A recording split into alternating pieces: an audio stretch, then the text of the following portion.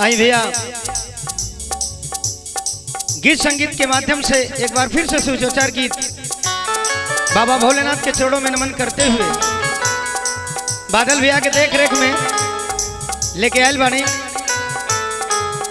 इतना दिन नहीं खे जनली गुरु के कहब बाबा आई हो गई लेना। इतना दिन नहीं खे जनली गुरु के कहब बाबा आई हो गई लेना। भैया हरिंदर जी के मनवा इलो भाई हो गई लेना।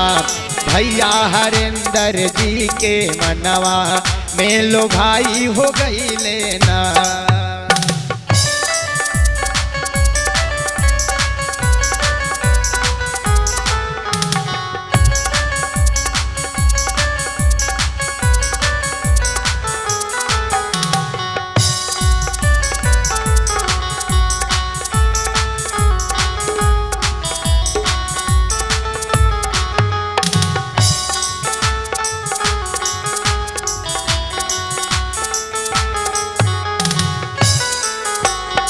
बाबा भोलेनाथ के दरबार में जे भी केहू आवला गुरु का कृपा होले।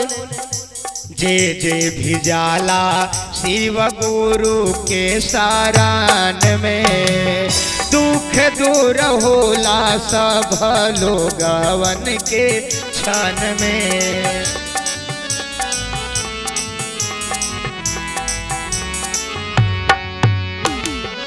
जे जे भी जाला शिव गुरु के शरण में दुख दूर होला सब लोगवन के क्षण में। मन तन से गुरु के कहल हम रहब बाबा आई हो गई लेना। शिव गुरु आई हो गई लेना। भैया हरिंदर जी के मनवा इलो भाई हो गई लेना।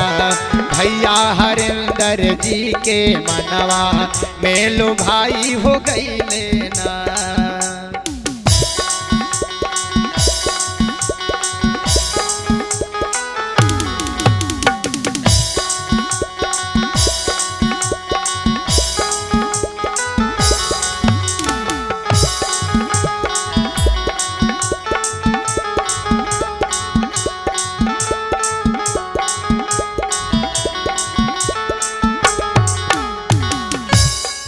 बाबा भोलेनाथ विष को पीने वाले अवघड़दानी अंतर्यामी किस रूप से जाने जाते हैं।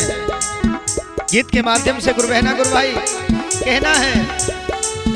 तीन नेत्रधारी हो कहाले त्रिपुरारी हवे कृपाल जग के रखवारी।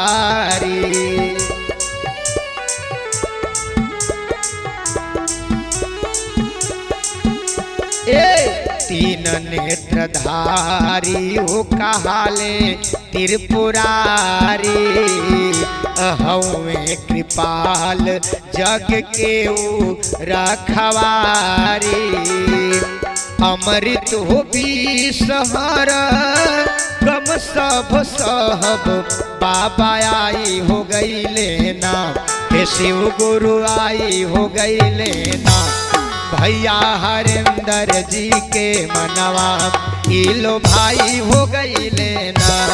भैया हरिंदर जी के मनवा इलो भाई हो गई लेना।